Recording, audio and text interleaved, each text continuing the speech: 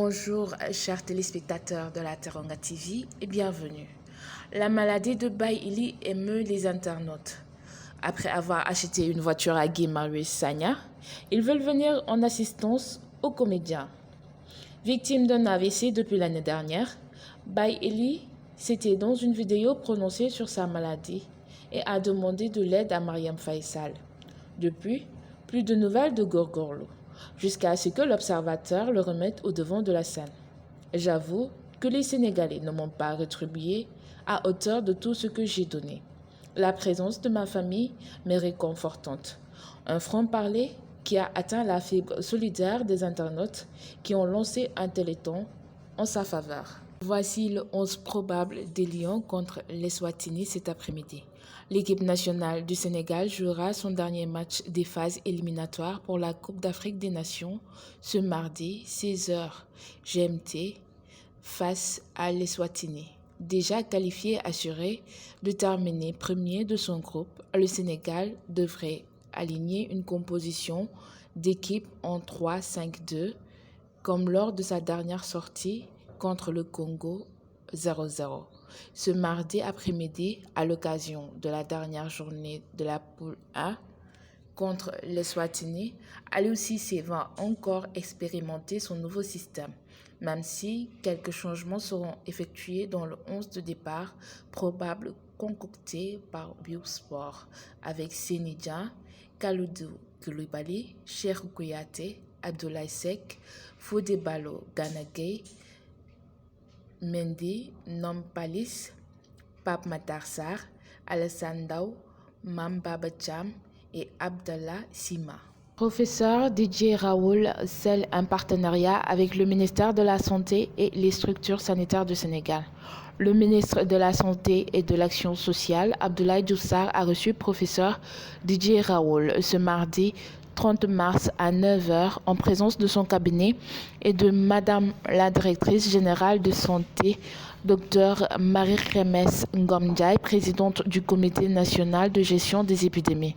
Cette mission s'inscrit dans le cadre des activités de recherche de son institut IHU de Marseille en collaboration avec l'équipe de l'IRD, du docteur Cher Sorna et de l'ISF du professeur Souleymane Boub. Parmi les objectifs de la visite du professeur Raoult, il y a le renforcement des capacités de l'élite africaine en matière de recherche en santé, mais surtout l'aide au transfert des nouvelles technologies qui aideront davantage à gérer les mutations du virus. La mission se poursuit avec une audience entre son Excellence, le président de la République et le professeur Raoult. Ensuite, une conférence de presse est prévue à l'IRSF. Plainte contre Prési Cissé et compagnie, les activistes finalement après le retrait de la plainte par Dakaractu. La libération de Prési Cissé et des amis intervient après la lettre d'excuse de Marcel Diagne et de la médiation de bonne volonté. Les activistes Prési Cissé, Abdou Karim Metsu, Mouta Diop et Abdou Gaïdja vont retrouver finalement leur famille aujourd'hui après la décision du procureur de suivre la volonté de Dakaractu. Pour rappel, les activistes avaient été placés en garde à vue hier après une plainte du site Dakaractu dont la page Facebook a été littéralement inondée d'insultes et de menaces proférées par une dizaine de jeunes.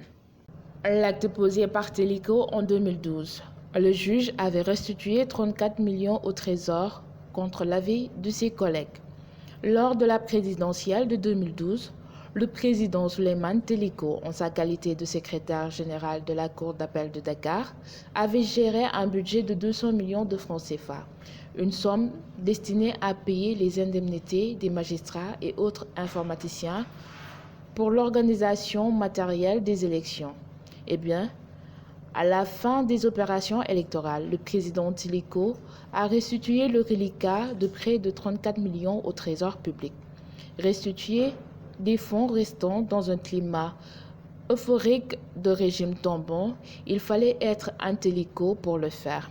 D'ailleurs, à l'époque, certains cadres du Trésor public, habitués à voir toutes sortes de gymnastiques et d'entourloupes pour détourner l'argent du contribuable, avaient été surpris de l'honnêteté de cette équipe de gestionnaires dirigée par le président de l'UMS. C'était tout pour ces brèves. L'information continue sur la www.lateranga.info et sur la Teranga TV.